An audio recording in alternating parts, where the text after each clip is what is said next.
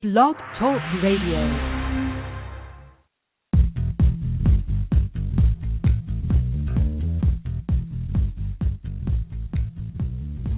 You're tuned into In5D Radio, the next dimension in radio, where we bring you the hottest, in-depth, spiritual, metaphysical, esoteric conversations and news. Get ready for spirit, body, and mind to expand in 3, 2, 1.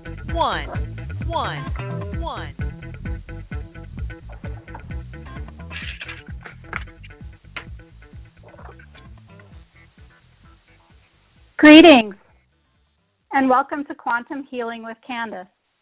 I'm your host, Candace Craw-Goldman. This program was created to assist humans in this rapidly changing world, and its foundation is based upon the late, great Dolores Cannon's work. So thank you, Dolores, for continuing to be here with us. And also thanks to Greg Prescott and Michelle Walling at in5d.com for making this show possible.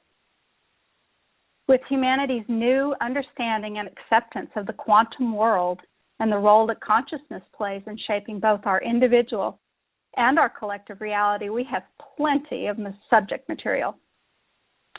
I'm a full-time practitioner of Dolores' hypnosis method and had the honor and extreme privilege of working with and alongside of her for several years. You can find out more about my practice at newearthjourney.com. Before we get started tonight, for those of you looking for a practitioner of Dolores' method, you may find those wonderful people at DoloresCannonQHHT.com. That's DoloresCannonQHHT.com. And also, if you'd like to participate live on the show tonight, please call in. In the U.S., the number is 646-716-8890. And of course, there's always the chat room. Tonight is November 6th, 2015, and I'm very excited about this evening's show. A special woman will be joining us today. Nicole Radke is a holistic healer and hypnotist with a mission to treat the body, mind, and soul as one. She was born and lived in South Africa until she immigrated to the United States in 2001, entering the country immediately after 9/11. In 2011, she opened her private practice, Natural Pathways, in St. Joseph, Missouri, after transitioning out of a life in corporate banking. As often happens, life shifted again when she was diagnosed with cervical cancer. It was this experience that opened the door to understand healing on a physical and quantum level. She chose to align herself with her true purpose and developed her gift at that time as an intuitive medical medium, and she pursued then her interest in hypnosis. She became a Reiki Master and studied hypnosis with Don Mottin, the Vice President of the National Guild of Hypnotists. And she's a QHHT practitioner and, of course, learned past life regression from Dolores Cannon, the founder of QHHT. Although through her work in QHHT, she's developed her own energy healing technique that she calls quantum light transformation, or QLT. And she's been able to teach many other healers how to find out what works for them. Welcome, Nicole. Hold on.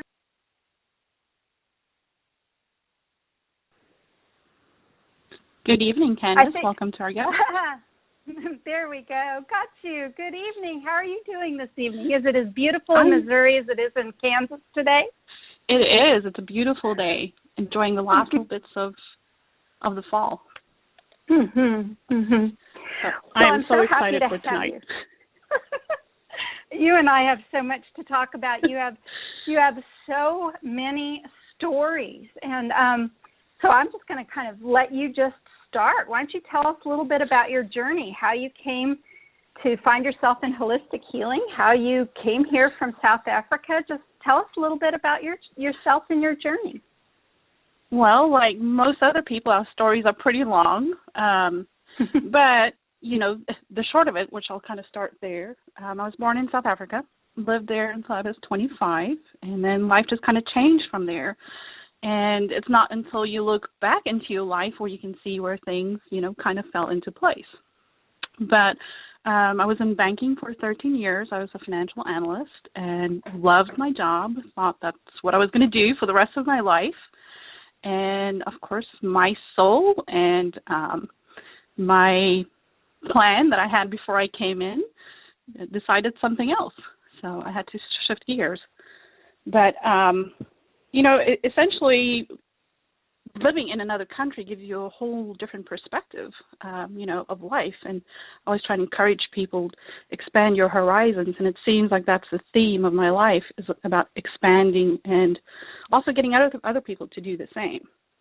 But I met my husband online in 1999, back when the internet, you know, first kind of became popular.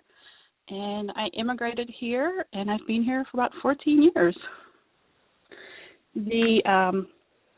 As far as hypnosis and the other things that I do, that's really been a journey of the last 4 to 8 years for me. I started out with a lot of paranormal work, didn't realize that I had intuitive abilities and I could, you know, do many other things, and was trying to find answers like most other people try to find answers in their life, and just kind of kept stumbling on one thing after the other. And I met Dolores, I would say, twice that she came across my path, and in 2 completely different ways, which we'll kind of get into that. And now I've been practicing hypnosis for the last 3 years. Nicole, tell us how your life changed from being in banking to what you're doing now. I mean, how did that happen? I'm always very curious about that because, as you and I both know, we get lots of clients in who are in more traditional areas of careers, shall we say. And I always find it fascinating when somebody such as yourself tells me that you have, you know, a history in something like banking. And then, I mean, there's hardly anything that's further away from what we do. Well, in my case, it was a question of I had to eat my own words. Because growing up, I always said, I'm never going to do what my parents do. And, you know, my mom was in banking most of her career. And I always said, I'm never going to be in banking. I'm never going to do any of that. And then what do I end up doing? I spent up 13 years in there. So when I first came to the United States, you know, I didn't really know what I was going to do. And my father-in-law at the time suggested that I apply with a local bank. Actually, it's a regional bank. And I applied, first job I ever applied for, got the job. And I was in mortgage for a year, and we lived in Kansas City. And we ended up moving about an hour north to St. Joe, and that's where I've been since then. But about a year after I started with the bank, I didn't want to commute because I had to commute an hour every day, and it was getting really tiring. And I was pregnant with my youngest daughter at the time, so I just wanted to find something closer to home. So a position opened up at a local branch, and I thought, well, I'm just going to be a teller. It is something that is part-time, and it's flexible, and I had this grand plan in my head. And, of course, when I went in for the interview, I'm interviewing for this position, and the lady that's interviewing me told me, just hang on just a minute. I have somebody that needs to talk to you. So I'm waiting there. It's really bizarre, wondering what's going on. And she brings a lady in that ended up hiring me for a financial analyst position. And that's the job that I had since then. And we became really good friends, and we're still friends. But it was just one of those situations where I was always following my gut instinct, but I didn't really know that's what I was doing. And when I was in the job, I loved it because I didn't have to work with people. I worked with numbers all day long. And I was proclaiming that to everybody. It's like, I love my job. I don't have to work with people. And, of course, that's not on my path. So I got interested in paranormal work along the way. and because I've always had experiences and wanted to explore that, and hooked up with the right groups at that time. And one thing, led to another, and I always wanted to know more. I just never felt satisfied with some of the answers that I got. And I just kept pushing until, and I didn't believe in anything intuitive at that time. I thought all of these things that we're into now is just, unbelievable. And we had one particular case, that paranormal case, that we just couldn't solve. We worked with a guy for about 9 months and just could not figure out what was going on with him. So I had the bright idea. I thought, well, if I try to find a psychic, then maybe, we can kind of kill two birds with one stone. Maybe the person can tell me what's going on in the house, and maybe it's validation for something else too, because I've always been curious.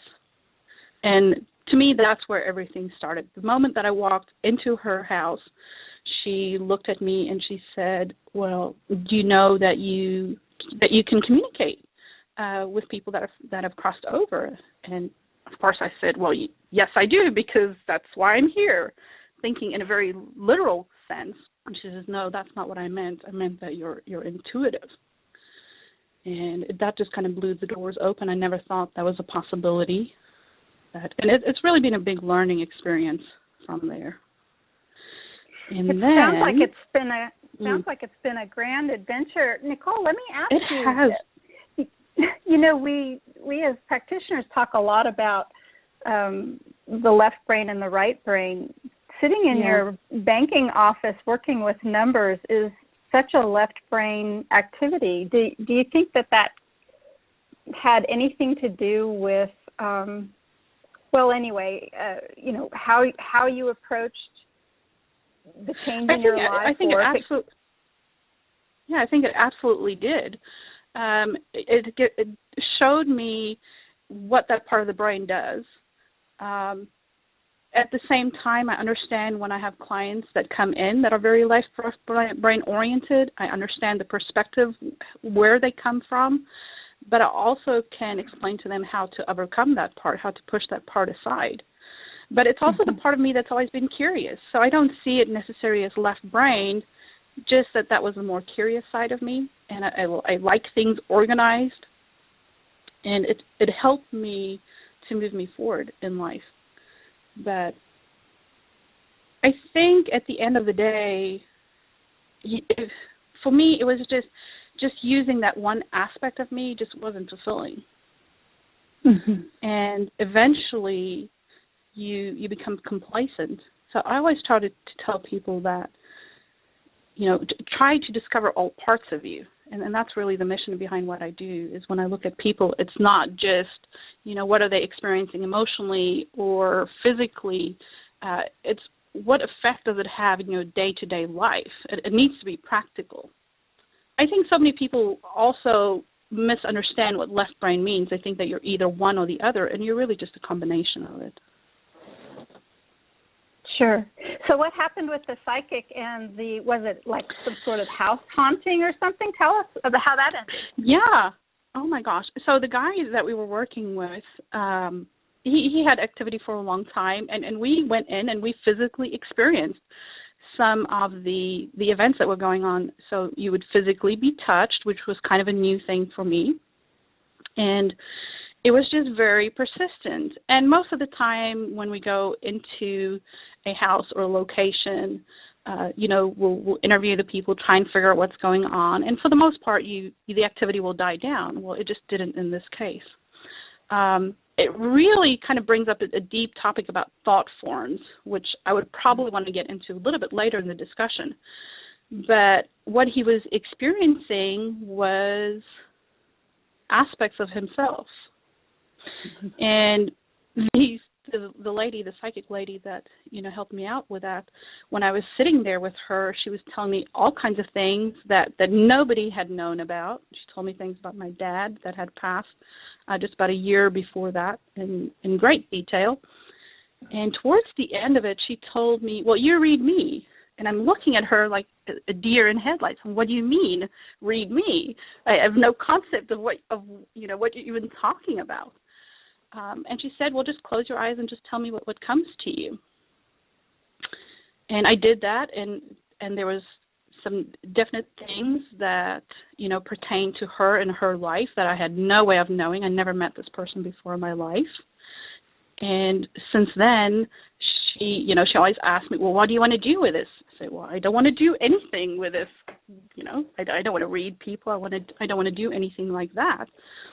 But slowly, things just started changing. I started having physical experiences myself. To me, I think that was my awakening. At one point, I literally felt for 3 days like I had ants crawling all over my body. I couldn't make it stop. And after that, it's what people call clairsentience. So, when you talk about maybe something that has happened to you, or if I'm just in your energy, I will start to sense things that are happening in your body, maybe pain that you have or discomfort or the way that a person has passed. And these things just naturally started happening. So I had to find out what was going on because it was affecting my daily life. And from there, I went into Reiki, which really opened the world to energy healing for me. And while we were in the class, there was a lady that I've become very, very good friends with, and she just happened to say, oh, I'm going to go to hypnosis school in a few months. And it immediately got my attention because I've always been interested in hypnosis. And I said, great, I'm going to. and that was it. The rest is kind of history. But, I think that we're so constantly looking for something, what am I supposed to do? What's on my path? That we miss the little things along the way. And we're not living in the same world that we lived in 10 years ago or 20 years ago. We're different. The way that I believe our body functions is different. You can call that evolution or whatever you want to call that. But I think we're changing. And we have to change the way that we think and that we perceive things to keep up with that. And a lot of it has to do with physical healing, the ability to access your higher mind and your consciousness, and for it to be a very real thing that you're always connected with. And that's the kind of things that I teach in my classes and I talk to my clients about. And so you had your own health challenge as well. Where in the timeline did that happen, and how did that change things for you? Well, I immigrated in 2001. And before that, I was a very quiet person. I didn't really speak much. I was much more a listener, a watcher. Didn't really use my own voice. And everybody has their own history. It wasn't the easiest growing up, but definitely not the worst. And it was around 2006. It was 3 years after my daughter was born. I was told that I have early stage cervical cancer. And I ended up having one surgery after the other. I ended up having a total of about 6 surgeries over the course of 2 years. I spent a lot of time off of work. And it just seemed like nobody had answers. They didn't know why I was continuing to have pain and trouble. And there was no reason that they couldn't find. I wasn't healing the way that I was supposed to heal. And I was just very, very tired of it. And I thought, is this going to be the rest of my life? I'm 30 years old at that point. And I woke up one day, and it was just the clearest voice that I heard, which now I believe that was my higher self. Just a very, very clear thought. You're making yourself sick.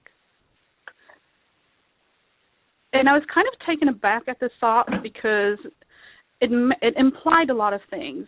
One was that I had to take responsibility for it, and that was really, really hard for me.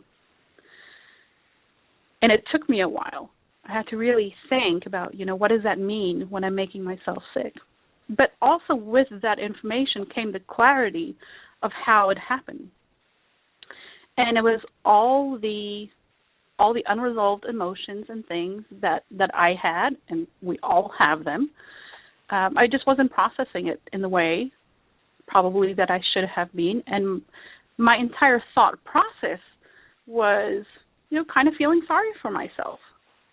And I realized that by creating that situation, creating that illness in my body, that all of a sudden I felt loved because I was taken care of. My husband did a wonderful job of taking care of me. And, why would you want to give that up? Because suddenly you have everything that you want, even though it's in a negative way. And at that point, I said, okay, if this is really what it is, I'm really making myself sick, and it's because I want love and I want to feel appreciated. This is the only thing that I know. Show me something else. Show me how it can be different. So the reply came, okay, we'll show you. And everything that has happened after that, to me, I think that's when I shifted to my preferred path. I had to remove my limiting beliefs of thinking that love and appreciation can only come in one particular way. And I think that's what a lot of us do. We think that we can only be loved in a certain way, especially in our relationships that we have. Think of your spouse or your significant other. When they're not doing the things that you expect them to do, then you feel disappointed. Well, they have no concept of how you need to be loved if you don't communicate that. So it really taught me how to communicate better, not only with myself, but within my relationship with everybody else. All my anger went away. It was just really like a switch flipped for me.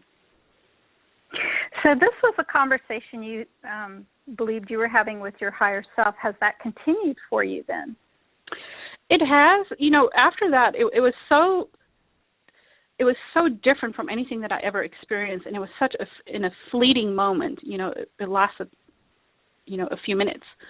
And then after that, I didn't really hear that voice again until I started developing some of my more intuitive abilities, learning more about what the mind is capable of. And along the way, it definitely became louder again. And now, to me, I constantly have that conversation going back and forth in my mind.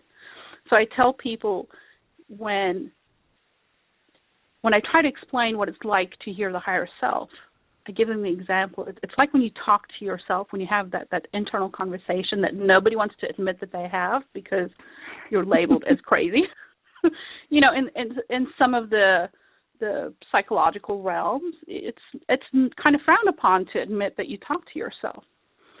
But that's really where the information is at. And that's what Dolores was so great at, is finding all of that through her, 45 plus years. I think long before any of us realized that is really the normal way of living. Yes, and so was it this event then that helped you become what some call an intuitive medical reader or medium? I mean, did this launch you in that direction? Do you still do this? Tell us a little bit about that. I do. I use a little bit of everything that I do in every session. It definitely launched me towards that, but it also showed me that I was experiencing a lot of these things from a very early age. When I was growing up, I used to wake up every morning and have a horrible stomach ache, and I still have that from time to time. But I would just have a horrible stomach ache. I would ask my mom, can I just please stay at home? But by the time I got to school, it would be fine. It would subside. I was told that I'm just a very sensitive person because, I would cry at the drop of a hat. So I had this impression of who I was, but it came from other people around me. It never really came from inside of me until much later in life. And I don't think that being an intuitive or being a medium, I don't really like those words because they imply in some way, I don't think of it as a gift. I think of it as normal. So through my own past life exploration, what I've come to the conclusion is I've had other lives where things like telepathy was just how you communicated, the ability to heal. We've had all these different experiences, not just as humans, but as other beings. And it's those natural abilities that's part of my soul or my oversoul and all those experiences that I'm just tapping into. And I believe that anybody can do it. And I've taught that. I've taught intuitive development classes where somebody that would come in that think that they have no ability at all, by the end of it, they're connected to themselves. They can see things in other people. They can experience things in their bodies. And I just see it as part of the evolution process. So when I'm working with somebody, let's say in a mediumship situation, I just become the facilitator, the same as I am in a regression or in an energy session. I'm just the go-between. If I am a clear channel and I'm really hearing my higher self, that's where the information's coming from. I'm just repeating it.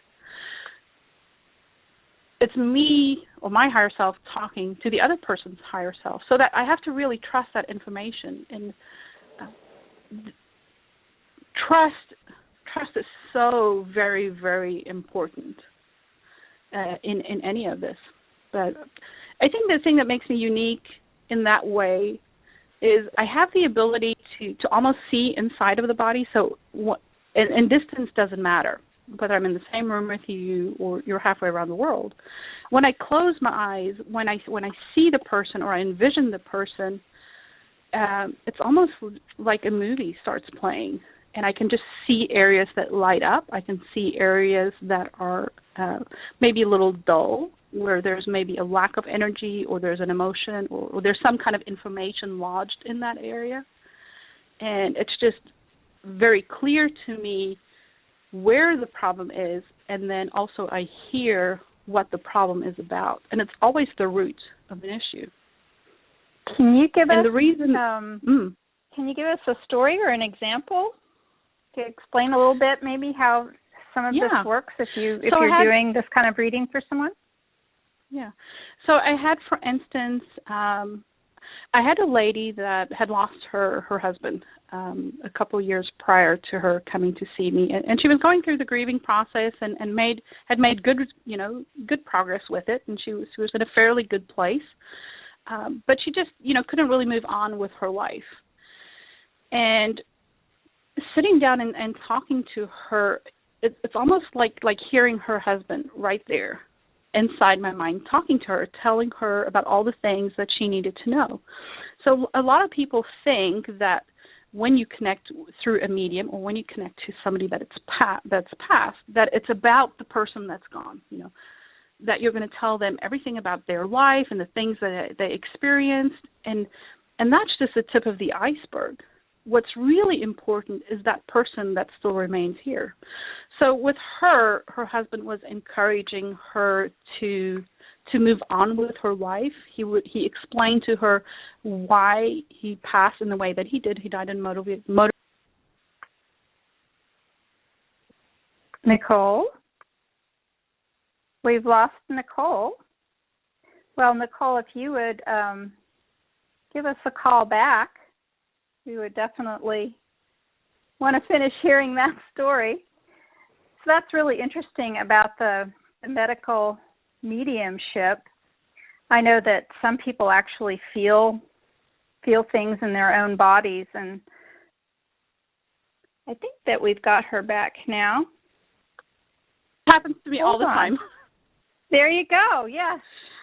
It's the energy surges, perhaps. It right? is. I always have that happen to me, so it's not unusual for me.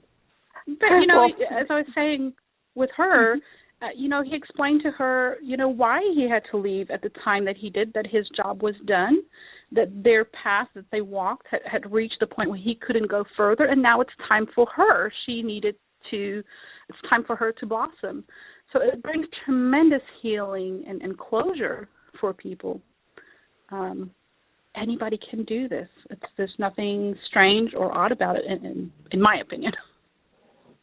Can you tell us a story about perhaps a distant case you might have done where you were able to tell somebody some information about their physical body?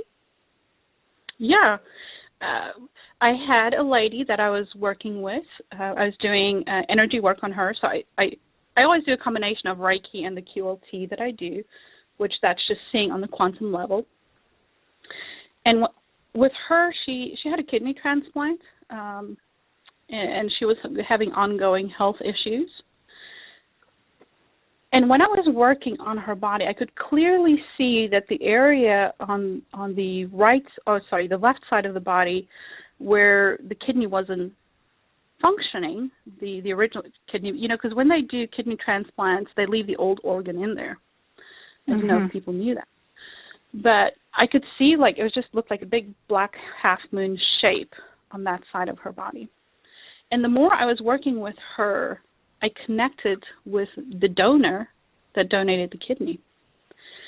And the information that came out was that his mother could not or had difficulty moving forward in life, knowing that there was a part of her son that was still alive, even though they all consented to the donation of the organ. It was just really hard for her to not be connected to something that's still living. And it was causing physical problems in my client's life. The new kidney wasn't working the way that it was supposed to. It was still connected to that previous life.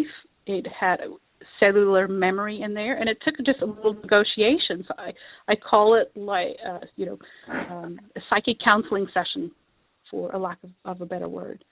And just talking to him, talking to the mom intuitively, through the higher self, and saying, look, you agreed to this. If there's anything that needs to be let go of, any forgiveness that needs to happen.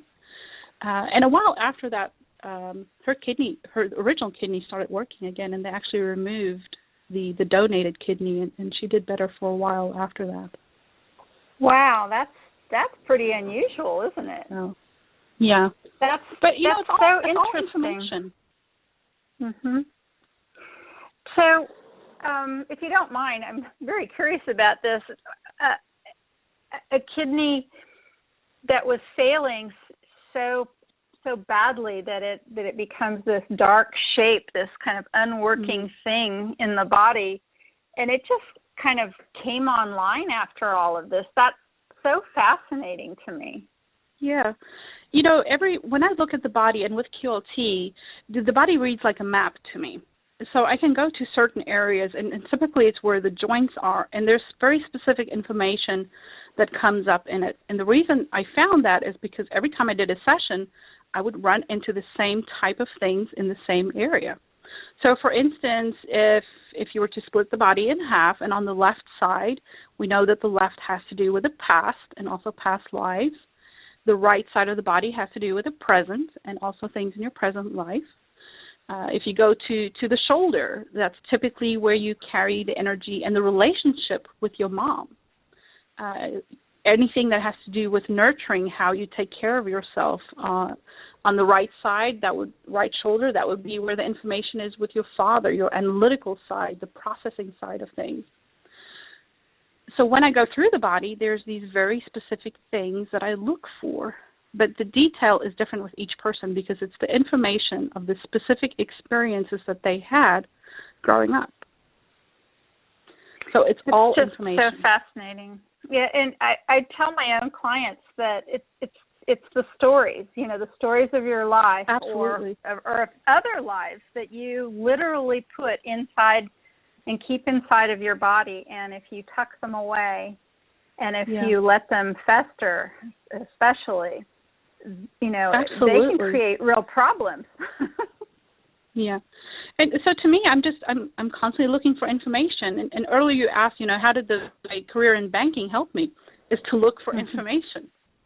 Because that's what I had to do. I had to, analyze statements and, how businesses were doing and the risk that was involved. And it was all just looking for information. So it definitely had a big part to do with that. but we make things way more difficult than it needs to be. It's really very simple. Yes, and so you're calling this QLT, Quantum Light Transformation. How do you help others use this technique, or how do you teach that to other people? Well, when I first started doing Reiki, I was trying to do all the different hand positions, and I was really not very good at it. I couldn't remember the hand positions, and I just didn't feel connected anyway. Mm-hmm. And I was doing a session one day, and it was in my mind, I started seeing, I'm very visual. In my mind, my client was laying on the table, and I saw, in my third eye, I saw her getting off of the table and unzipping herself just down the front, and almost like taking this suit of skin off and just hanging it on the wall on a hook. And underneath of it was this light body. It was just a brilliant white light. And that's what we worked with. And I actually started doing that before I found Dolores's method. And I just realized I was doing things differently, but I was still trying to put myself in that box of the Reiki technique. And I just one day realized, you know what? I need to just do what feels right to me and what I'm guided to do. And that's what I teach people is it's a lot of hands-on experience. We can sit there all day and go through written material and book material, and that's fine, but you have to have the hands-on experience where you can talk about what you're seeing, hearing, feeling, because the information's not for you, it's for the person that you're working on. And I think sometimes that's where some of the modalities don't lack something, but I think they can definitely be more interactive, more conversational. And it's no different than the QHHT for me. So the quantum is, for me, it has to do with the structure of your body, your DNA. I honestly believe that it affects your DNA. It's almost like I can see in between the spaces, so that's the quantum part. And the light is because we're light bodies, and it's the true nature of what we are. And transformation is because you can go through an experience, you can learn information and not be transformed. So, they don't care what we call these things. We give it labels because it makes us feel better. Very good. I was talking to a Reiki student of my own just recently myself. It was interesting. You probably are aware of other Reiki students that when they get their attunement, some of them, even if they've been paying attention in class, really kind of walk out thinking, okay, now all they have to do is walk around and touch people and they'll be completely healed and all their problems will go away. And I had to say, okay, it really doesn't quite work like that. And you really made me laugh about the hand positions thing. I can so relate to that because sometimes if I'm in the flow of whatever it is I'm in, the sort of linear left brain part of me just doesn't work at all. I don't remember where I was or what was going on because I'm in a different kind of information field that's a lot more fluid. And it reminded me of Bashar, right? And Bashar's his idea of permission slips. So I was telling this young Reiki student after he'd gone through what he did and got his attunement and everything, I said, well, Reiki's kind of just like a permission slip. And I was saying it, in a way I didn't know quite how he would take it, but I've always thought that almost everything that we do, whether it be Reiki or QHHT or your quantum light transformation, all of this are just variations of a human birthright that we have. Absolutely. To either heal ourselves or help others heal. This is our birthright. Absolutely. You're so true. It's so true. I was today when I was preparing for all of this, I was going through some of my notes, and I had this thought of, just kind of pinch me because, things are just kind of falling into place. A lot of years of hard work, and it felt like I was just in Dolores' energy a lot today. I just had a lot of thoughts about her, and I could hear her say, why would I want to pinch you? You've agreed to this. Before you came in, you agreed to do this. There's nothing miraculous about it. You knew that this was going to happen, and it's all variations. And I think that Reiki and other healing modalities that are out there, and even Western medicine, all aspects of healing are just stepping stones, and you have to find what really works for you. And it's a tool to help you along the way. But you have to. It's really there to teach you how to trust yourself and how to trust the source of all information. Yes, very much so, very much so. I've really felt Dolores today myself, Nicole. I had a dream last night. It was only about birds, and it was only about red birds, and it was like I was on this quest. And I was kind of like, I don't know, Indiana Jones. Instead of going after the Grail, though, I was going here and there for this amazing red bird that, about the size of, I don't know, a big penguin or something, just and glowing red bird, and this entire dream about all that. And when I woke up this morning, I'm not exactly sure how or what it means, but I know it has something to do with Dolores. I'm still kind of working that out, but it's fascinating, the information field that we can access even in the dream time, and that is one of the for me, that is one of the richest places of information. It perhaps because my own analytical mind, really is sleepy over at the side where I can access some of these fields. But I love the fact that Dolores is speaking with you, as she is speaking with so many other practitioners and even people who never met her, never took her training, or just recently found out about her.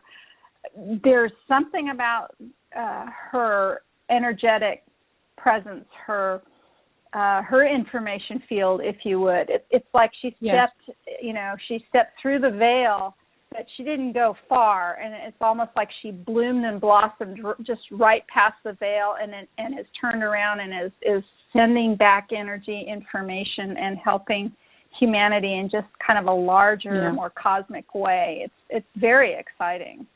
Yeah, I definitely agree with that. I just have goosebumps. As you're talking about too. That. So, and she was just a great. I mean, she is a great individual, and really kind of blazed the path for many of us. So, it's very big shoes to fill for each one of us that that practice her technique. But she was definitely a unique individual. So I wouldn't expect anything less from her. To be everywhere at the same time. She was a grand communicator. She always called herself, a reporter, an investigator of lost history, and I always thought of her as just an excellent communicator. And she's communicating in a very unique way from where she is not now. Well, Nicole, how did you find out then about Dolores? You said you ran into her. Well, Well, I've always had an interest in ET and UFO phenomena ever since I was really young, but never really pursued, anything particular in it except for having an interest. And somebody had mentioned her name to me, just in passing. Have you heard of Dolores Cannon? She works with people that have had ET UFO experiences. And I think I watched a YouTube video and didn't really follow up. And then 2 years later, after I had gone through my certification to become a hypnotherapist, somebody else mentioned her name to me again. And I had no idea that she worked with past lives. I never looked into it that more. So it definitely came back around. It was like a big tap on the shoulder, like, don't forget about me. And so I started, researching into her. I had additional training through Mottin and Johnson, where I received my certification from. for regression, but it was focused on forensic regression, and we touched on some things of past lives, and I did past life regressions, and I always felt like something was missing. I would have a few clients that would go to strange places and experience strange energy things or just, very swirly type feelings, and I thought I was doing something wrong until I looked into Dolores the second time, and I just knew this is what I needed to do. I need to take her class. I don't know where it's going to go. I really didn't have any idea what the potential of it was. I had no idea it had anything to do with healing. I just thought, past lives were interesting. So I just kind of immersed myself in it from there. But when I first had my awakening with that, again, this voice in my head said, I was questioning, what's happening? Why am I intuitive? Why am I hearing all these things and experiencing all these things? And how do I go forward from there? And I saw this image in my mind of the Borg. I was a big Star Trek fan. And I saw the Borg, and I heard, resistance is futile. Which is, that's something that's from there. And it says, okay, I'm not going to fight it. I'm just going to go with it. And so I took her training, and I just knew I needed to go further from there. And it's really changed the way that I live, the way that I look at people, the way I communicate with people. I can see that there's more than just the human being that's in front of me, that there's a story, and the story is ancient. The way that I look at time and our reality is different. I don't see things in a linear way. I think everything exists at the same time, very quantum. And it's just where your focus is at. And right now we're focused on these bodies in this physical world. And it is real. It is a reality. But Dolores really opened my eyes that there's so much more to it. Well, why don't you share a couple of your favorite sessions, some of the things that have happened in your practice, some of the surprising ones or your memorable sessions. Would you tell us a few stories? Yeah, well, I think they're all kind of weird and strange because that's what I asked for. I'm like, I want the weird and strange cases, although there's definitely some normal ones in there too, if you can consider anything that we do normal. But oh my gosh, I've had all kinds of things. I've had people experience themselves as animals, as a bird. I had one client that saw themselves as a mermaid, as a shapeshifter. I had one lady that was a rock, and I'll explain in a minute here what all those things meant. I had one person that was a water drop, and then I've had ETs, and then very normal, ordinary lives. But the one about the rock was really interesting to me because I didn't know how I felt about that. Going into it is I know that anything is possible, but until you experience something, you really can't decide how, what your perspective on it is. And, Dolores always said, just go with it. And so she was explaining that everything was very dark, and she felt very heavy. It was very physical for her as she was laying down. She couldn't move. She had a very heavy pressure on her chest, and there were lights that were above her. So I just kept on questioning her. And it turned out she was experiencing herself. She could see herself when she viewed herself from above, that she was a crystal in the ground. And there were these lights that were swirling around her, and they were connected to her higher self. They were trying to get her to learn how to let go. And she couldn't let go in that life or that existence. And it caused a lot of depression in this life here. She just felt a heaviness in her life that she couldn't get past no matter what she did. And it wasn't until she saw herself as being, if you want to say, an energy or, being this rock, this crystal that couldn't move, physically it couldn't move, that she had to decide that she wanted to leave when she thought her experience was over, instead of almost like waiting for somebody else to come do it for her. She said it made a lot of sense in her life. as to the heaviness that she felt. And literally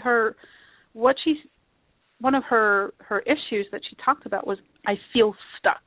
My entire life I have felt stuck. And I can't tell you where it's coming from. It wasn't anything in her history. She had a very, very normal life, nothing that should have caused that. And she just finally said, okay, now I know that I can choose to not be stuck anymore. So that was a very interesting one. Oh my gosh, I have so many. That's really fascinating. I'm, if you don't mind, I think I'm going to jump in and tell a quick little story myself about that one. For some reason, this reminds me of a session that I had where this gal was an inanimate object too. I guess that's where I was. That's where I was thinking, as our listeners might be wondering, how can you go to have a life as well? Because everything has consciousness. And that's not to say everything has the same kind of consciousness as a higher being like a human, or a more complex being, shall we say, like a human or an animal. But even a table, everything has consciousness.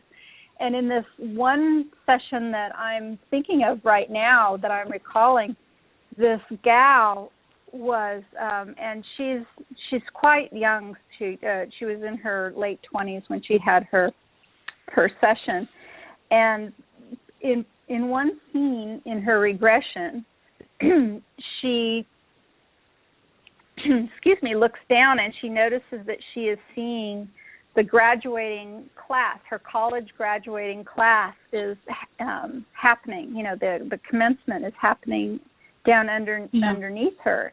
And so I'm thinking, at first that she might be sort of floating consciousness viewing this event, but no, absolutely not. She was very box-like. She was stuck to the ceiling, and she couldn't move, and she was square, and she was electronic.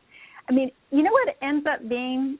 She ends up being a speaker, stuck to, installed to the ceiling of this graduating class. And as I know this young woman, I'm watching her as she's moving into her career, and what this is it's telling her what she's getting ready to do is she's getting ready to speak to the entire class about some of the new ideas that you and I work with all the time. And she's in a field where they don't talk about this kind of stuff at all. But that's what her session was all about. And isn't that interesting? I mean, she had it's so fascinating. A scene in her own life where she just, and we're trying to figure this out, and she's a speaker. And it just, of course, it just makes so much sense to me now, and how the higher self speaks. Yeah. And higher self is going to use things that are in your natural vocabulary, your experiences that you've had in this life, to make you understand things or how it fits together. So, as you know, many of our clients, we tell them the subconscious is going to show you a story. Whether you believe or think that you actually were that inanimate object, that's kind of up to you what you decide about that, but it's always going to make sense. It's always going to fit into something, and everything is energy. It's just at what rate do we vibrate? What's your frequency? But it's all energy at the end of the day. But that brings up, I was looking today at some of my sessions that I went through, another, what appears to be an inanimate object. I had a lady that, when we went through her regression, she kept leapfrogging. So leapfrogging is you would start out in a past life and you would progress through the life. But as we progressed, she would jump from one life to another. So she jumped into this life, and she was describing herself as, she says, I feel like I'm a recorder, like I'm recording everything. And everything looked kind of green around her. She described it as like the aurora borealis, and everything was green. But then eventually she saw that she had a body, and she was an ET. She described herself as a small gray being, and there were other beings like her. They were communicating telepathically, but her job, her only function she had, was just to record information.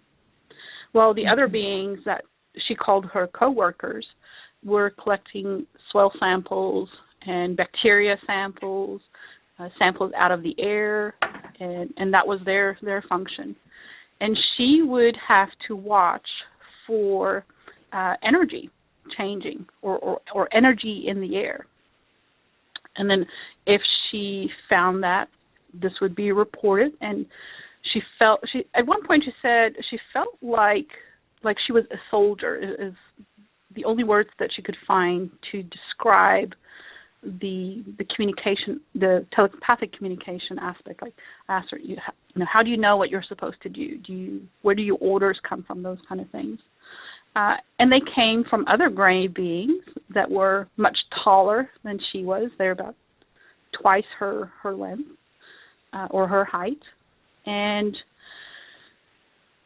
there was this upside down pyramid that she would go into the pyramid to sleep. She didn't require any food. She didn't eat, but she would work for an hour term, so about 18 hours, just recording information, and then she would sleep, and then she would go back to recording information. And she said, "I love what I do. I like this life."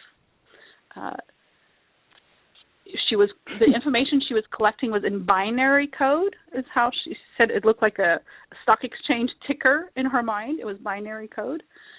But she realized as we were moving through the life that some of the information that was gathered wasn't necessarily used in the highest good way or the best way possible, and she had the opportunity to speak up. And she didn't say anything about it. And that was what that life taught her, is that she had power. She could have changed something. She could have been effective if she had just made the choice and not just, followed what she was being told to do. She didn't know that she had a choice in that life. So the ET stuff is always very interesting to me. So did that have relevance in her current life? I mean, I know it did, but how did it have relevance in her current life? It had relevance for her to know that she has a voice and what she has to say is important. She's not from this country originally. She also immigrated. And the way that she approaches life is just a little different. And when you're an immigrant in the country, you assimilate in a lot of ways because, language, you have to.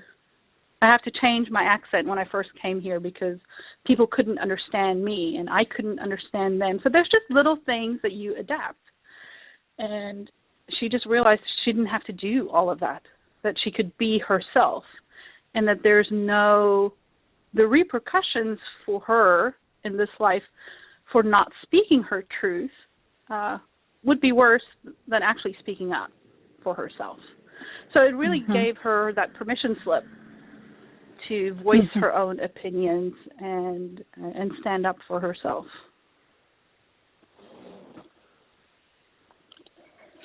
I'm trying to think.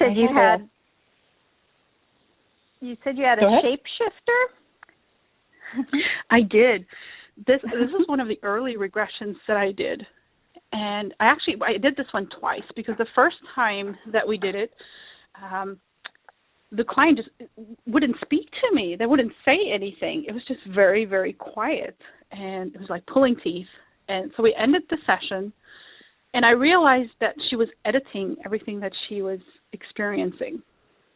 Because in her mind, it was too strange, too unusual to even be possible. So, that's the left brain, the conscious mind that gets in the way. So we did the session again, and I said, okay, whatever comes, just tell me the first thing that comes to mind. Don't judge the information. Afterwards, we'll make sense of all of it. And she experienced herself as a being that could shift shape. She was a humanoid, and on what looked like the Earth, even though it was a little different.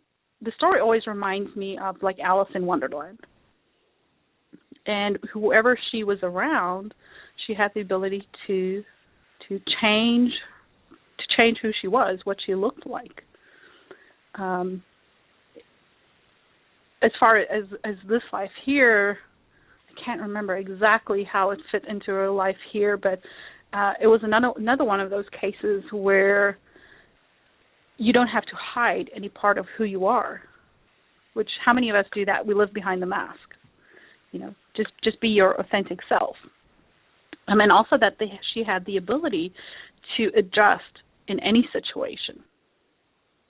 And that was a big thing for her to know that, if you move from one location to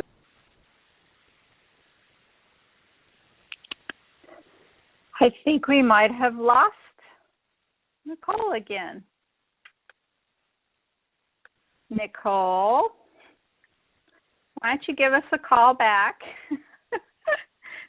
Well, and let's see. Maybe I'll tell a story while you're calling back.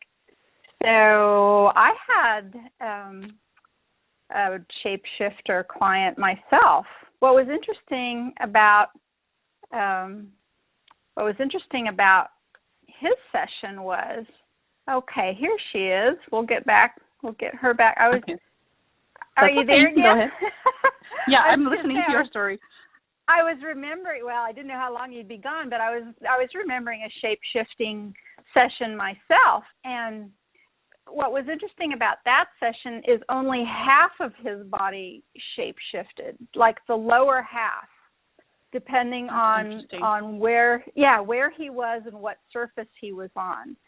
So it was a very strange thing. Like from the waist up, he remained the same, and he could shape-shift from the waist down. Now, how interesting is that? I mean, you can't make this stuff up, right? I know. I mean, some of the things that I've heard is I can't judge the information. I can't pick and choose what I want. And I learned that through my intuitive work is if I'm going to start nitpicking at what's relevant and what's not, then, I'm doing myself and the client a disservice. So it's interesting. To me, I think that there are parallel worlds and other dimensions, and some of these things exist there in my reality, at least. So to me, these things are real. But it is ancient. You said something earlier about this is really ancient information. It's ancient ways of healing. I think we did all of this very naturally before, and it's coming around again, and people are waking up to that. I believe that they are. Yeah. I had another interesting story with a lady that saw herself as a genderless being. So she was fairly young when she came to see me, and when she came off of the cloud, she experienced herself as a green being, and she had purple toenails. It kind of sounded like something out of Shrek. And but we just go with it. Mm-hmm. Sure. But she was a genderless being, and the way that they communicated was through emotions and through feelings, and her job was to make people happy. That's what she had to do. And the interesting story with her was that her SC just spontaneously came through. I didn't even realize at that point that that's what I was talking to. But they showed her that she was a very happy person in this genderless being that she was. And she had friends. She had creatures, like mythical creatures and animals as her friend, and they communicated with their feelings. And her purpose was to help her friends in that life with problems that they had by showing them that there's happiness. And as her hobby in that life, she would read books. And when I asked her, what kind of books are you reading? What stories are you reading about? She said, well, scary things like monsters from other worlds. And it's people not knowing what to do. So, I don't know if it was something like the Akashic Records or something like that. That's up to debate. But the stories that she was interested in was people that had problems. And they were showing her where some of her desire to make people happy comes from in this life. And, she wasn't treated very well as a child, not in the home, but outside of the home in school, and that, she was bullied and things like that, and just never really felt like she fit in. So the two of the lives that I showed her were not human lives. And I said, you don't fit in here because you're not from here. Boy, we've heard that a lot, haven't we, in our work? Absolutely. a lot of people are from other places like that. I have a very memorable session about a genderless being as well. Did she have any issue in her own life concerning her gender? She did. Yes. Yeah. More in the way that I think she was a lot more open-minded than most people are. We really just box ourselves in this life. Yeah. So she was very aware of who she was and her sexuality, and didn't make any qualms about it, and but really had to work to get to that point.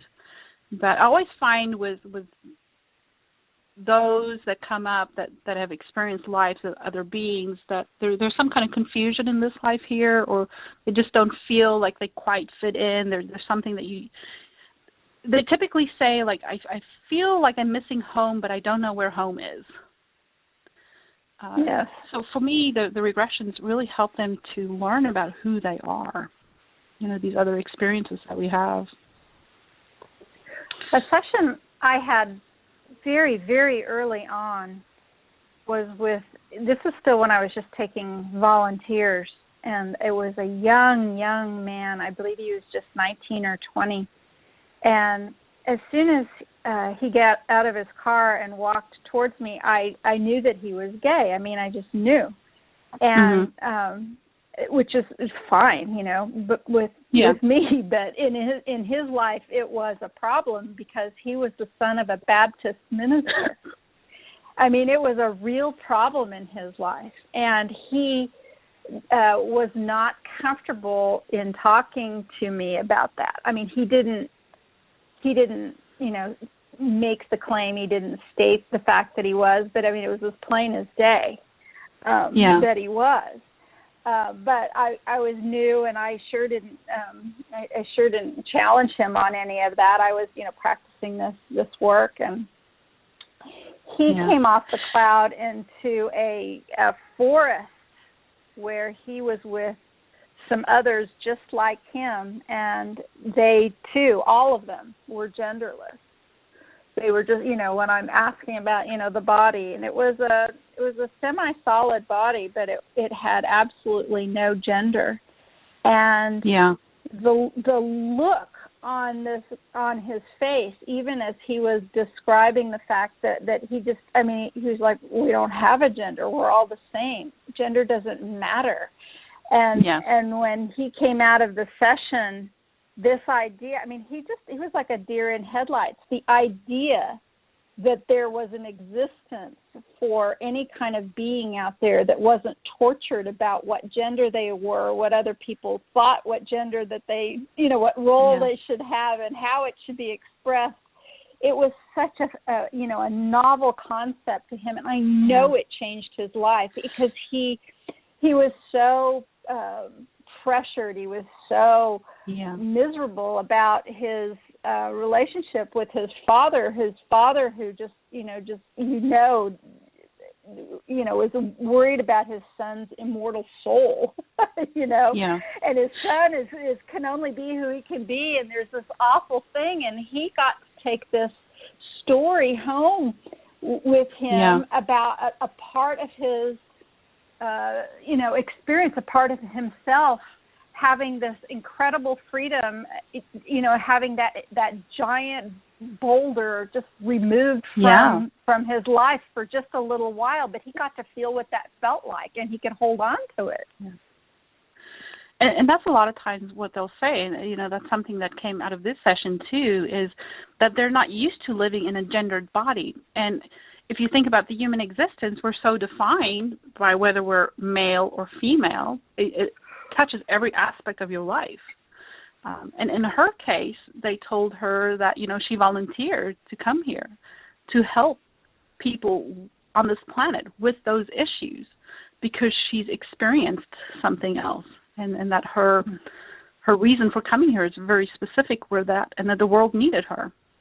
And she's touched a lot of people. Her watching her life unfold has been pretty amazing because I do get to keep in touch with some of my clients, and it really unconfused her life for her in many, many different ways.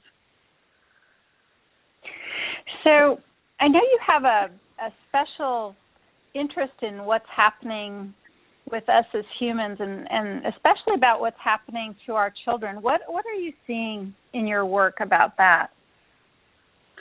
I talk to so many different people, and the one thing that keeps coming up is it seems to be between the ages of about 12 and younger, and especially between the ages of 9 and 12 seems to when they experience a lot of things. They're just saying that their children are more seeing more things, maybe things like spirits or energy. They're waking up, scared at night, the things that we experienced as children. But it's affecting their daily lives. And when I look, my youngest is 12, and she went through all of this. And when I look at how we're educating and parenting our children, it's really outdated. We're doing the same things that our parents did and what we did 100 and 150 years ago. We're not the same. We're a lot more conscious. We're aware of other parts of the world. We have media and all these things. We're just so much more connected. And there's this awakening that people are experiencing. They're just seeing more synchronicity in their life. So I really think that the children that are being born now, in this last decade, that the way that they perceive the world is different. And to help people understand that is, if you can imagine for a moment that the information that we get, flows into the crown. We're always talking about crown chakras, and imagine opening up your crown. It's almost as if they're more directly connected, and they assimilate information so much faster. They learn faster. They pick things up faster, so they get bored. And I don't think we're stimulating them in the way that they need to be. And if we don't change that, then we're going to have a generation that have some pretty big problems. I think it's part of being connected to that subconscious self, to that internal conversation, to that guidance that we have. We don't have to go through all the channels and all the different methods, meditations and all these things to get into that altered state of communicating. It's already there. It's on. And I think if parents and educators realize that the way that these kids are perceiving information is much more energetic, much more different, then they'll be more productive. I think that the technology that we'll be able to discover in the future will just be, amazing. I kind of see that going down that path in, 200-300 years from now, these are the things that's going to lead to everybody being able to communicate telepathically, being more in touch with all of your senses. It's almost like in the DNA, extra things have been activated, extra senses have been activated. That's kind of how I see it. Does that make sense? Oh, it absolutely does. And I don't know about you, but even when I was a kid, the idea of kind of sitting in the classroom, and having somebody stand in front of you droning on. I mean, even when I was a kid, I would look around at the other students in the classroom, particularly in early, primary kind of education, knowing that there were so many different rates of acceptance or understanding of what was going on, and it always seemed to be, just inefficient to me, the whole idea. And I think that concept of, a group standing in front and waiting for, somebody outside of themselves to impart information. Yeah. in that kind of way. Not saying that is something that can't ever be valuable. Of course it is valuable. Absolutely. We share stories, we share information, everything, but sort of the rote kind of, you mentioned it before, the repetition. Well, we did it this way, so we're going to do it this way, and we've always done it this way, and just keep it's just not working anymore. Not for a lot of kids, not a lot of these kids who have some of the learning, quote unquote, disabilities that we're diagnosing them with, and we're finding out something different in sessions, aren't we? Absolutely. One of the most amazing things to me is I have a couple friends that have autistic children, and I've worked with a few others, and we're so quick to label people with problems or an illness or a disease, like ADHD and all these things. But to me, especially with autistic kids, it's almost like they just get a straight download of information. And where you and I have this filter in between where it slows the information down and we can process it in our physical reality. It's almost as if that part is not there for them. So imagine if you could plug yourself into 220 volts. What's going to happen? You're going to kind of short circuit. But I don't see anything wrong with them. To me, it's like, oh my gosh, that's our future. That's how we're going to be. We're going to be so connected, and everything's going to happen so fast. And especially with autistic kids, they'll tell you the truth, and they don't beat around the bush. They'll tell you if they like you or if they don't. It's just information. They just have access to information that we have to work hard to get to sometimes. Mm-hmm. And the other thing with a kid is the energy that they have. The frequency is much higher, and they don't require sleep as they used to. So kids are running around all times of night. They're having 4 or 5 hours sleep, and then they're up again. And always diet, stuff like that has can influence that. But there's definitely a trend that we're noticing with kids. We've got a 2-year-old grandson who's like that, who regularly is going to bed at 10, 11, and midnight and waking up at 7 in the morning and waking up through the night. And it's very, very much who he is. And talk about energy, that this idea of sitting still. This grandchild of ours, he just is not going to sit still. And I don't know if he's going to end up being one of the ones who may have this quote-unquote diagnosis, but, his mother, our daughter, already has this pegged. She's going to be doing the homeschooling, and she's not going to take him down that road of being diagnosed and medicated and labeled and all that stuff. But because he's intense, and he's intense, and he's exceptional in his own ways, and it's fascinating to watch this. And I mean, one of the last clients I had of last week was a man who came to see me who he had 3 children, and 2 boys and a girl. And the girl he called his angel, and she was really sweet, and she was very mature emotionally. She was able to handle situations far beyond her years, as far as young children kind of interaction things going on. But it was the 2 boys who were really, really fascinating. They both carried memories of their past lives into this life. One, this young boy, and he's just 4, he is telling anybody who will listen that he's from the inner earth, that this is where he's from, and this is where his people are from, and he makes comparisons all day long to anyone who will listen about the difference between life in inner earth and life on the outside of the earth now, and just it goes on and on. And how would he know those things?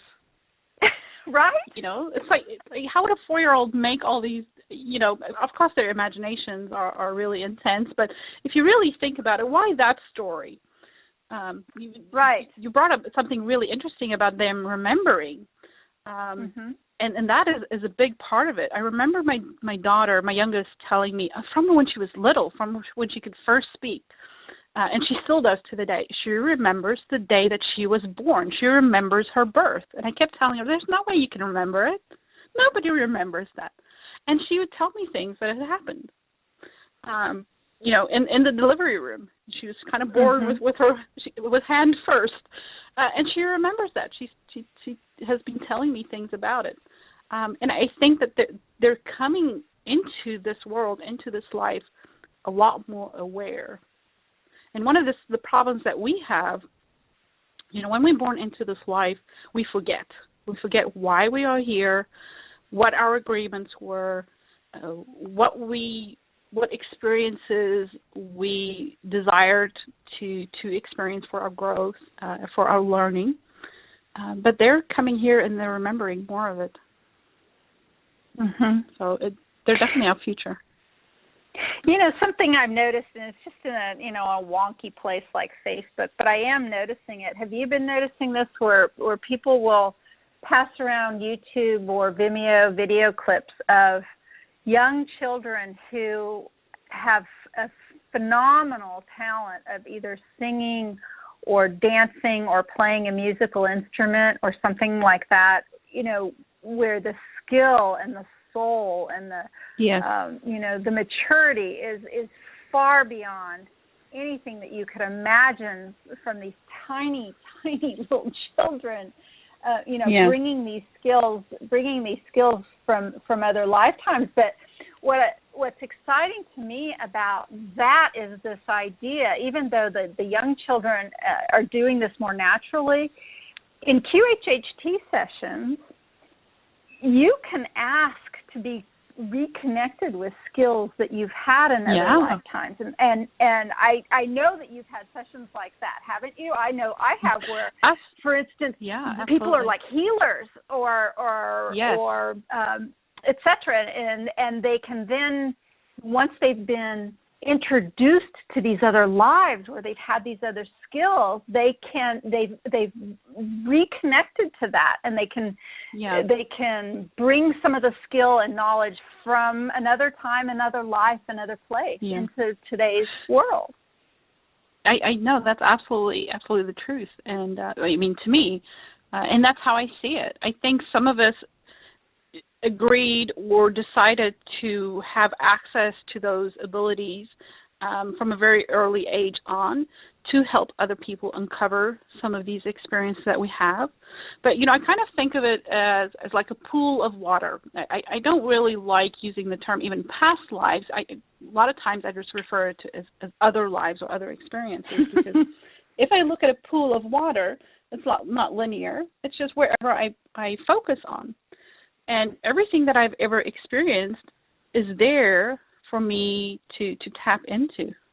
Now, I don't want to do all of it at the same time, because that would be too overwhelming, like remembering everything. But I do think we have had other experiences, and that's what we in this life regard as gifts or talents. It's things that you've done before. And, it's so funny you're saying that. It's funny you're saying that about other lives.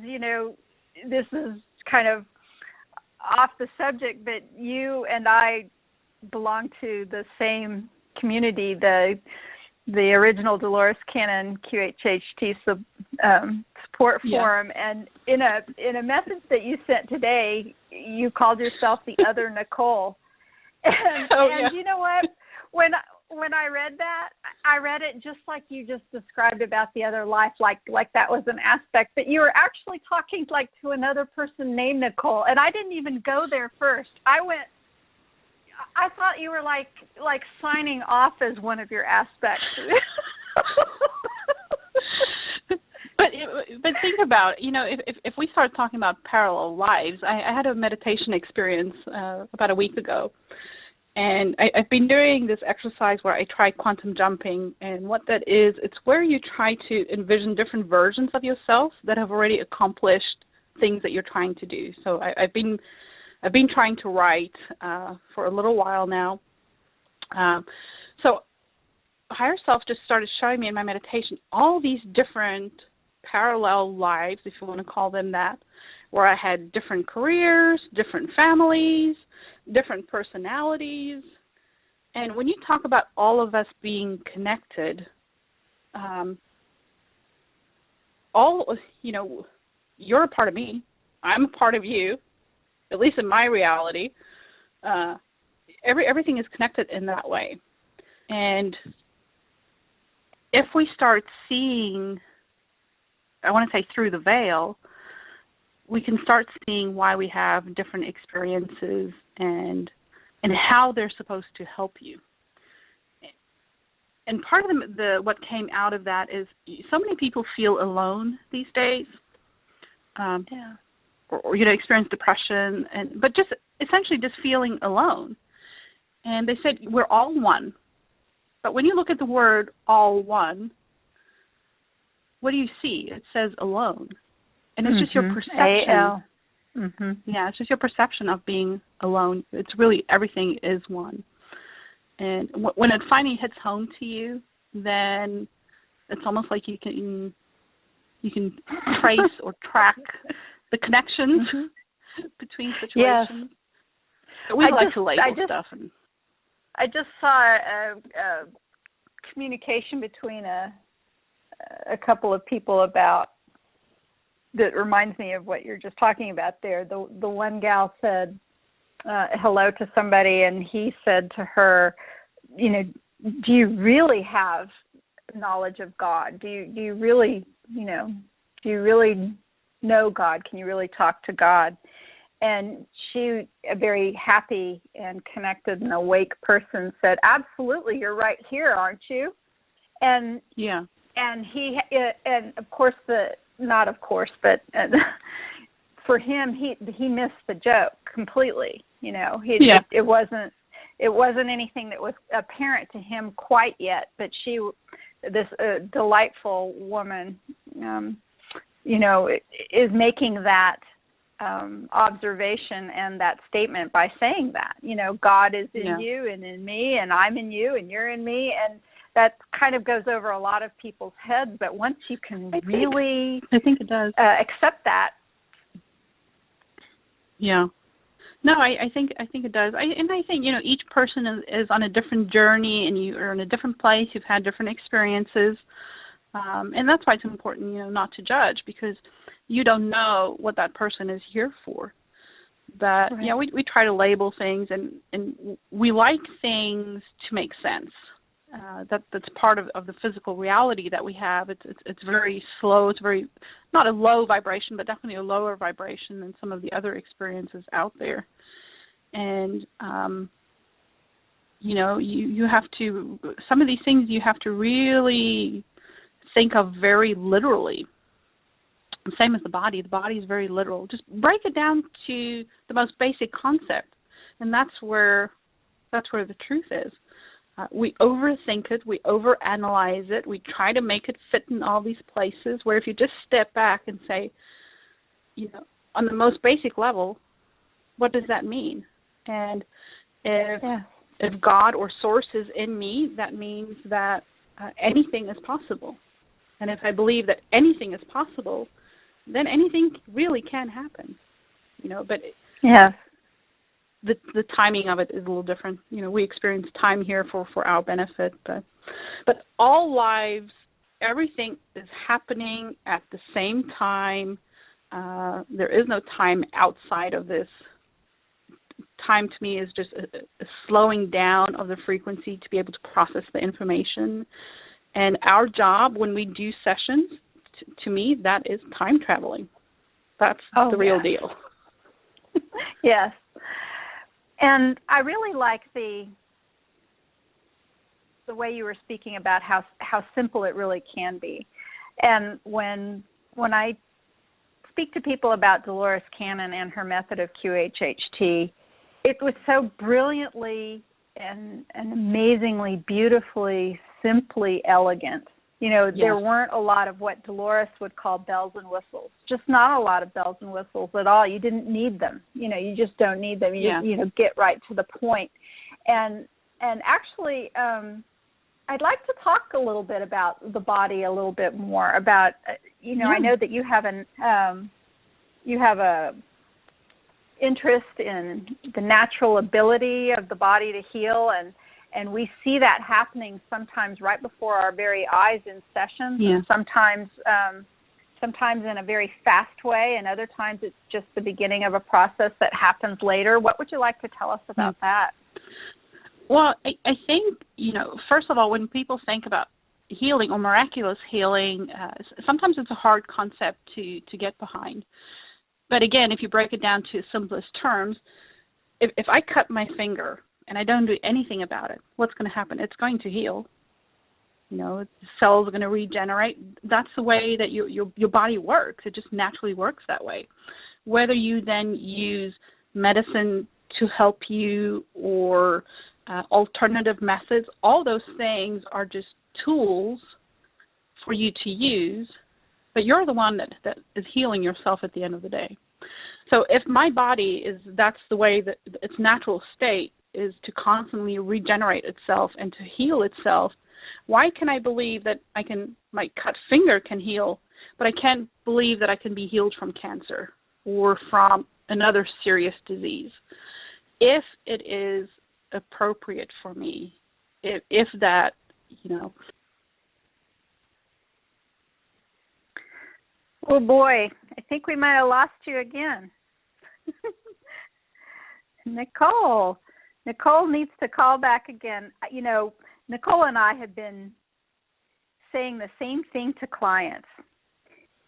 You don't need to go to a doctor when you cut your finger. So, you know, how is it that we have created a society and a life where we feel like if it's something that's a little bigger than a cut finger that we have to go to the doctor for everything? How is it that we've come to that? And I think it's because of what we talked about before, where it's something that's repeated, and it's repeated generation after generation after generation. And when I was a little kid, I know I used to ask about the idea of a lizard, and a lizard can lose its tail, right? And it can grow back another tail. And I remember being absolutely amazed by that. And asking, I don't remember my parents or my teacher, well, if a lizard can grow back the tail, if I were to lose my arm, could I grow back an arm? And, of course, whoever it was answering the question would say, well, no, you can't do that. And I used to think, well, why not? I mean, really, why the heck not? If a lizard can grow back a tail, why can't a human grow back an arm? And even other things like, you know, crocodiles or sharks, they can grow rows and rows of teeth. So why can't people do that? Obviously, biology is equipped to do that. And Nicole is having trouble dialing back in. I really am not sure what to tell you, Nicole. It says I won't let you back in. Well, Nicole, what am I going to do without you? Let's see. Let's see if there's something else that I can do. I might be able to send you an invite this way so that you could direct connect, Nicole. Let's see if we can do this. I'm going to send you a email to nphypnosis.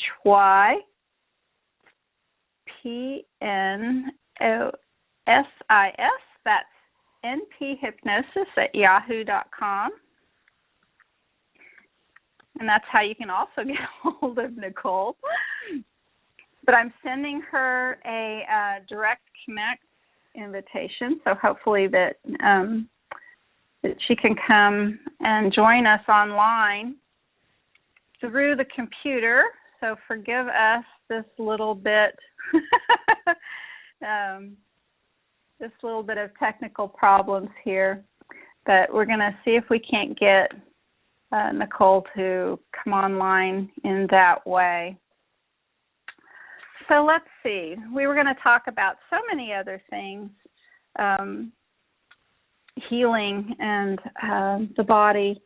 You know, in QHHT sessions, sometimes truly amazing things can happen right in front of our eyes. I've actually seen the light show up and move across the body in kind of like a searchlight pattern, visible light. And it doesn't always happen that way, but sometimes. Okay, I think maybe she's here. Is she here now? I think Nicole is here. I just could not call back in. I don't know what's going on. It must be important information. I kept trying to call back, and it just would not go through.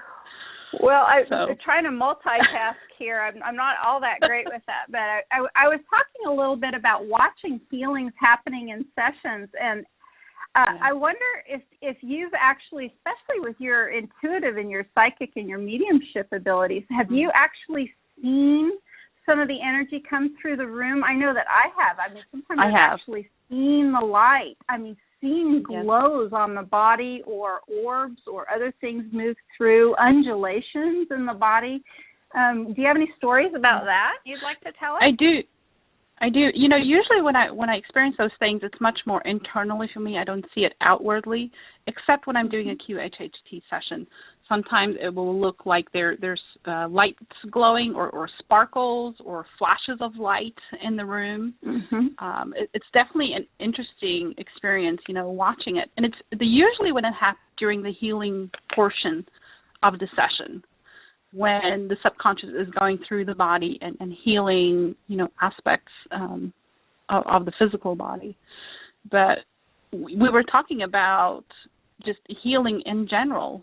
And you really, if you think about healing, you have to all levels of healing if you understand the information and the purpose of it. And, you know, then the body has to quit sending the messages. It's just messages. It's just information. Mm-hmm. Mm-hmm. So what has been your all kinds of stuff for that. What's your best advice for people to allow the natural ability of the body to begin the healing process? What are some of the things that you tell people about that? I think that the simplest method is to just put the intent out there, even if you have to have a little conversation with yourself when anything is really happening to you, and just say to your higher self or ask your higher self, let me understand what's happening, give me the information, let me integrate it, and let me make whatever changes I need to make. And all you have to do is pay attention to your thoughts, to that internal conversation that you have. We're so quick to dismiss it. Like, it's just my imagination. I'm making it all up. You're missing out. You're missing out on a big part of your life that way. If you ask, you will get the information. It might not always make sense to you right away, but if you keep thinking about it or go back to it, review it, something's going to click for you, and it's going to fall into place. You know, we talk about things like colds, feeling under the weather. What usually happens when you have a cold, you have to go lay down. You have to rest. Well, maybe your body's telling you that you need to take time for yourself. Maybe you're just so busy working all the time that you're neglecting yourself. So what better way to get you to go and lay down and rest than giving you a cold, or you yourself giving you a cold? So, just always look at what's going on in your life at that time. Look at your relationships, the things that you're struggling with, and the clues are there. You just have to, connect some of the dots together. And I always say that there's a parallel or a similarity between your home life, or your personal life, and work and career. The same patterns, the same cycles, but sometimes it's opposite ends of the spectrum. And many things are rooted in our past. Psychology, when you're talking to a counselor or to a therapist, they're always asking you about your childhood. Tell me what happened in your childhood. Because that really is where we start forming some of the habits and the patterns and the cycles that we have. And then you just get to experience them from different perspectives. So think about your relationship with your mother and your father, and with your significant other and your spouse. There's usually similarities in there because it's all for your experience. But, if you can't find the answer in this life here, that's your clue that it's probably in another life. Yes, absolutely. And with QHHT, I know every once in a while I might have a client either show up or wonder why a session, takes so long, because we really do want to know about things like, well, tell us about your childhood, because it's usually very, very important, and exactly for the reasons that you've just mentioned. And that's such an important part of the session. And if we have other practitioners listening to this, or if somebody's considering having a session, that interview part is so very, very important, because you have to be open and honest. And how many people really get to tell their story? Not very many. Think about people that you might work with.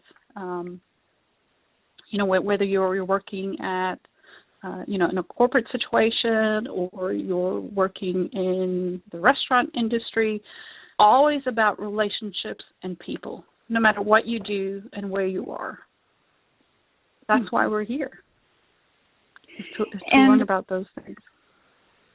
To try to make kind of a real distinction between what we do and the idea of the Western medicine doctor, which, believe me, I was at the dentist today. I haven't given up Western medicine at all. I definitely have doctor's appointments myself, but what our doctor's appointments have ended up being, in the Western medical model, have been these like 10-minute drive-through things, where we tell symptoms and the doctor gets out their pad and either orders a test or orders a chemical for you to take. And this whole idea of health from the perspective of QHHT is, what's the story? What's the story? If you can find out the story, then you may not need the knives or the tests or the drugs, and you can't find out the story in 10 minutes. And that's what I tell my clients too. When I talk about body, mind, and spirit, I think that all the methods out there are valid. You have to take care of the physical body. That's your health, the things that you eat. Are you putting good information in it, or are you putting bad information? And that right there is the biggest thing with weight loss. It's helped me to lose 40 pounds. But just evaluate, are you putting in good information or bad information? And that's the physical part of it. The mind part is where hypnosis comes in. It's our thought patterns, our perception. And then the soul part of it, or the spirit part, is the part that's outside of you, the master plan, if you want to call it that. And to be a healthy individual, you need to pay attention to every area of that. And so many times when we just look at, for instance, going to the doctor, that's treating the symptoms, and that's fine, but you're going to keep treating the symptoms until you resolve the root of it, until you find out why it started in the first place. So it seems like I have a trend with a lot of people that end up coming to me, have gone through some type of cancer, and it's invaluable to them to find that information about, well, why did this begin to start with? Where did, with us, when we talk about cancer in our realm of work, we know that cancer comes from anger. There's some anger somewhere in the life that's unresolved, whether it's this life or in another life. So how can you ever expect all of it to go away if you don't ever deal with the emotion part that went into it, or the feelings? So to me, every part of it is relevant. I would never say, one replaces the other. It's all tools for you. Yes. And some of those things, don't you wonder, I know that I do. So some people who say recover from cancer, never exploring any of what we've talked about here directly. They may not have this kind of therapy or consciousness exploration or anything like that, but maybe they go through their chemo treatments or their whatever, and there's something that happens to them sort of along the side, things that they that changes about themselves because they have to change jobs, or they have to change family situations, or something like that. And in their life changes. They become a different person, and then they may absolutely survive the cancer, and they may come out of it saying, well, the chemotherapy cured me. And you and I both know that we have clients who, even in the SC portion, the higher self portion of the sessions, will tell you things like, that chemotherapy had nothing to do with it. Yes. It had to do with whatever. You quit in the job or whatever it was, Yes. Typically when somebody's diagnosed with something terminal or a serious illness like that, the first thing that happens is they stop and they reevaluate their entire life. So they're doing the work regardless. Higher self will always find a way to get the information to them. I had one case where an individual was diagnosed with cancer, was going through chemotherapy, and in some of the sessions, not through hypnosis, but through the QLT, the body, and that's the thing with the QLT too, the body speaks. The body was telling the person, well, I'll make an agreement with you. If you stop doing X, Y, Z, if you stop treating yourself in this way, then I'll make the tumor go away. And they had to then decide, am I going to do this for my best interest? And I can only speak from my own experience too. When I was going through all my surgeries and the treatment and that, I could never understand. I was never really upset about it. When you think about, I don't know, maybe this is just my perspective. Somewhere inside of me, I expected to be really upset about it. Like I didn't think in terms of, oh my gosh, I'm going to die from this. I just really didn't have a great emotional reaction to it. It was just, okay, well, we'll deal with it, and life carries on. And I thought that there was something wrong with me, that I didn't feel that way. I didn't feel sorry for myself, and this is no offense to anybody going through it. This is just my personal experience.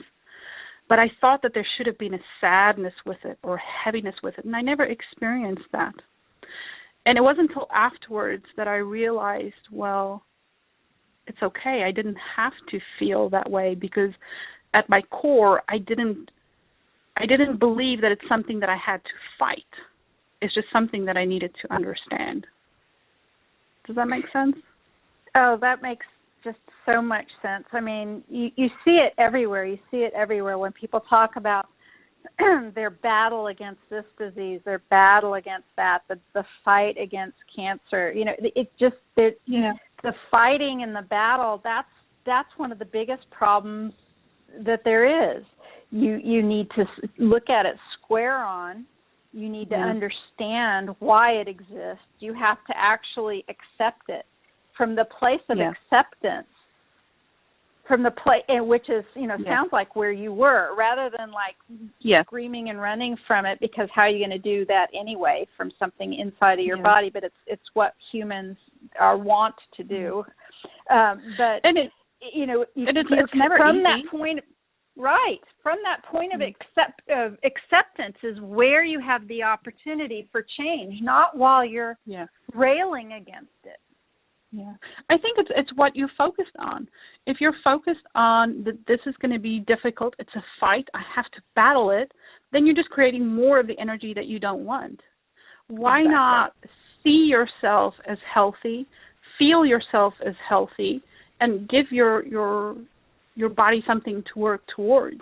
And this is a lot what we do with traditional hypnotherapy is, can you envision the new you? Everything in perfect order. And it seems like it's kind of a utopia, but why would I not want that? And I just think it's where you choose to focus on. And it doesn't mean that if you go through all of that, some people recover from terminal illnesses, other people don't.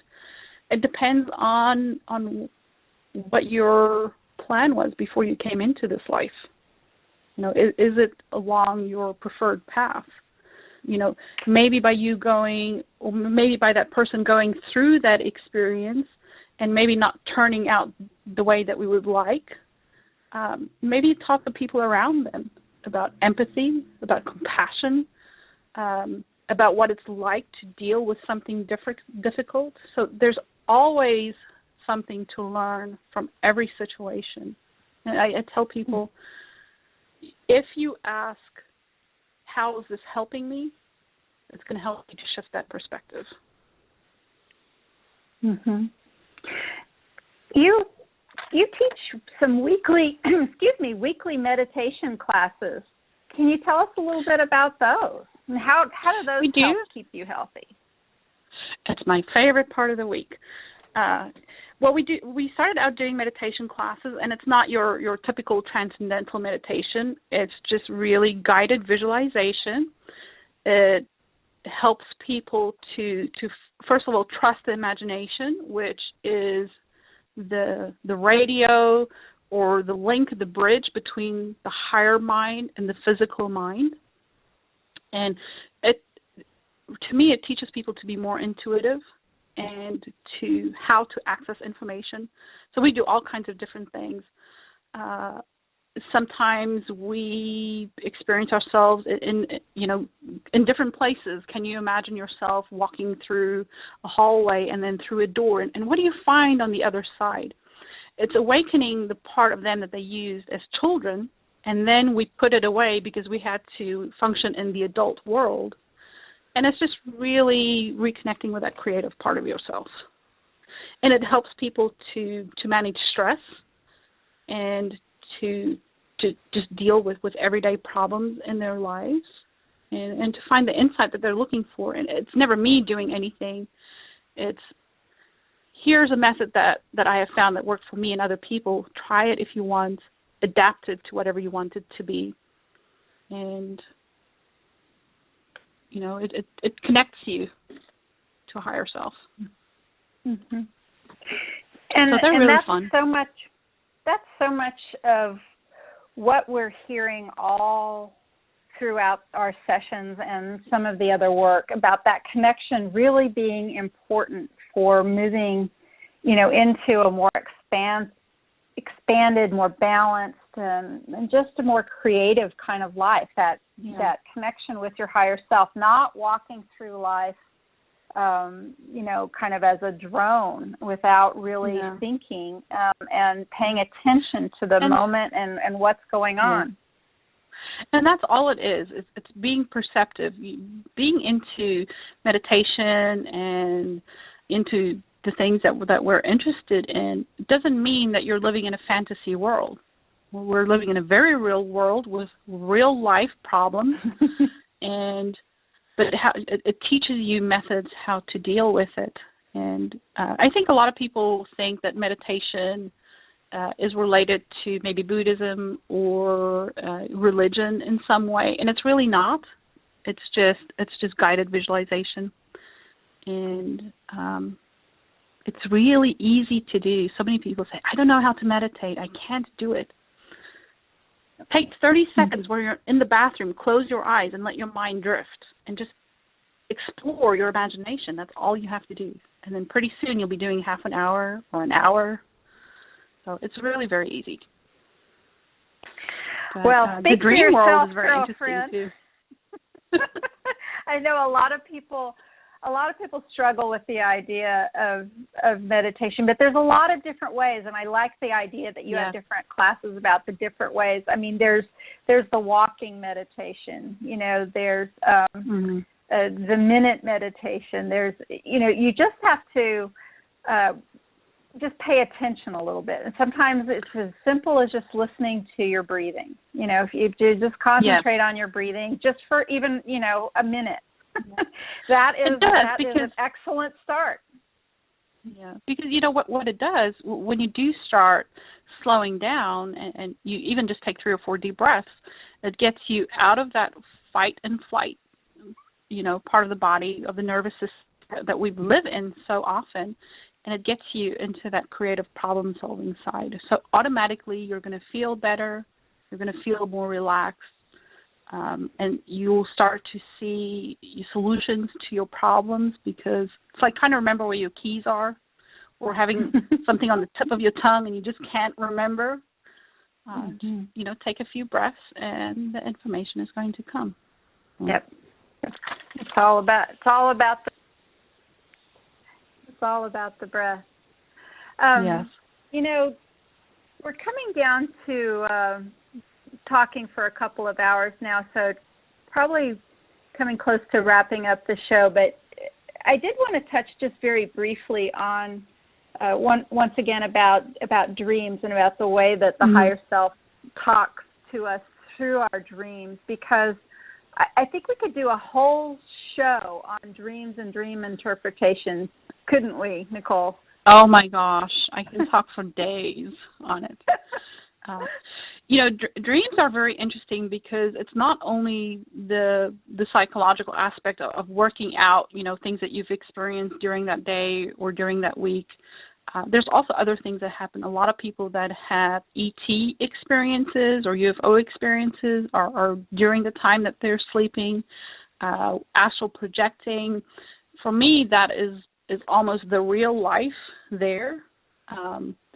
And I bring some of those experiences back here. And I feel it's really important to look at dream interpretation.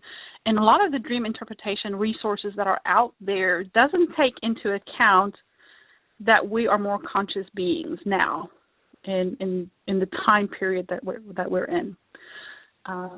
Always trust your intuition when it comes to dream interpretation. And the things that people think are scary are not scary at all. It's, again, take it down to the most basic level. What does this mean? In the most basic terms, and then start rebuilding the picture or the image of it. But I think we have very real, very energetic experiences while we dream. It's my favorite part of every day. I love going to sleep. You and I both. I think we'd have so much to talk about there, and I love the similarities between dream time and QHHT sessions, because that's what the higher self's doing in a QHHT session, is giving you kind of dream imagery, symbolic imagery, and sometimes it's about absolute past lives, literal past lives, and then future lives or whatever. And sometimes it's very symbolic, very much like a dream. And so that's why it's important, if you are thinking about having a session or you're coming up on one, to take some time to possibly record your dreams, intend to remember your dreams, or practice daydreaming, because this is getting kind of that muscle going for a session if you're going to have one yourself in the future. Yeah. I always used to say, if I could just plug my mind like straight into the television, it would be like the best sci-fi show ever. And I think a lot of people that might be a little more disconnected or a little more grounded in the physical reality in the daytime experience more vivid dreams, because that's when you're available. And that if you find the balance in your life, then you'll experience more of an even experience that you have during the daytime and at night. But it's the natural language of the mind is through symbols and images and pictures. Language is for us to communicate to other people, but your own communication is through that symbology. I think, that's an excellent way of putting it. Well, I think that